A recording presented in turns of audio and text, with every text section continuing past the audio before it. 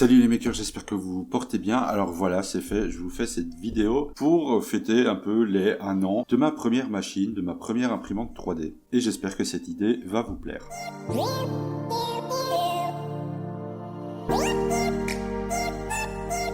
Alors cette vidéo va un peu servir d'idée, de prototype de futurs projets dont je vous avais déjà parlé dans d'autres vidéos sur ce que j'aimerais faire l'année prochaine grâce à vous, avec vous. C'est-à-dire présenter un peu le matériel qu'on possède, les astuces, les petits trucs qu'on a trouvés, les modifs qu'on a effectués sur nos machines, la création de caissons, de machins, enfin de tout ce qui tourne autour de notre imprimante. Alors je vais essayer à travers des vidéos, des photos, de vous présenter mon espace de travail, que ce soit autant pour la chaîne que pour mes impressions personnelles. Donc on va passer par mon bureau qui a été construit maison, les modifications de mon imprimante et éventuellement les idées que j'ai encore envie d'appliquer par la suite, car évidemment ce n'est pas encore totalement terminé. Et on va commencer tout de suite.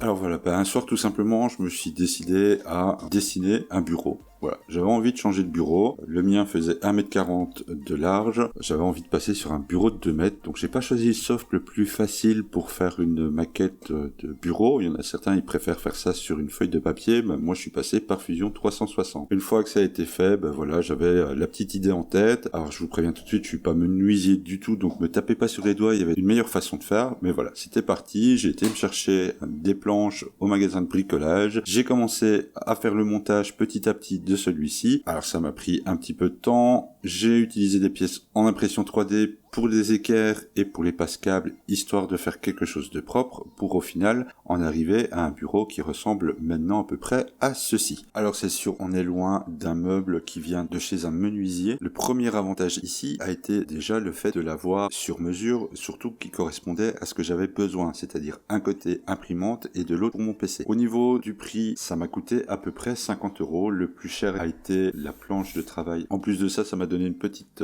expérience supplémentaire dans la création de mon premier meuble. Et ça termine la première partie sur cette présentation.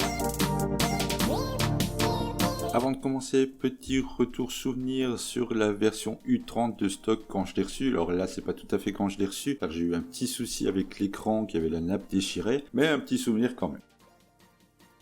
Me voilà donc lancé dans le démontage de la machine. Alors elle a déjà subi jusque maintenant pas mal de modifications.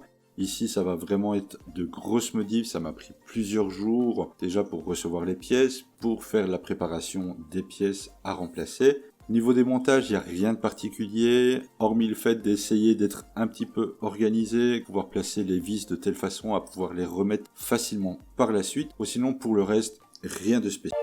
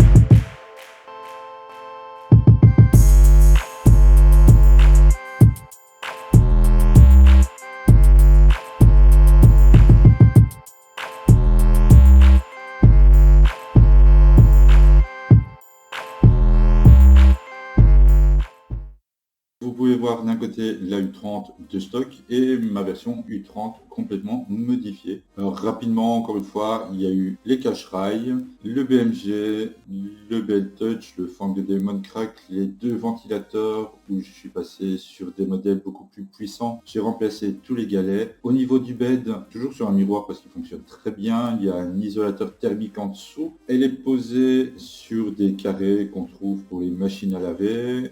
Et le tout dans une gaine tressée de 12 mm. Alors dans les choses que j'aimerais encore bien changer, il y aura peut-être le bed, la vitre. Alors non pas que ça fonctionne pas, ça fonctionne très très bien. En tout cas, j'ai vraiment pas à me plaindre, sauf pour les pinces, pour le maintenir. Normalement, vous voyez que ici à l'arrière, je les ai mis sur les côtés, mais normalement elles sont vraiment dans le fond. Mais ça me pose quelques soucis quand je nettoie le miroir. Pour les replacer après avec le PL Touch, je galère de trop à retrouver un emplacement où le PL Touch ne vient pas soit déposer le fang dessus ou s'accrocher dedans. Donc je vais peut-être le changer pour un bed magnétique. Je n'en fais toujours pas pour le moment, mais je pense quand même un jour essayer l'ABS. Là, j'ai pas de ventilation. Je vais regarder pour en fabriquer un. Déjà, imprimer la pièce en 3D pour faire un carré ici au-dessus et placer un système de ventilation avec du charbon actif. Donc si vous avez des conseils à ce niveau-là, n'hésitez pas à me les mettre dans les commentaires parce que j'y connais pas grand-chose et je ne peux pas avoir une ventilation qui va directement vers l'extérieur,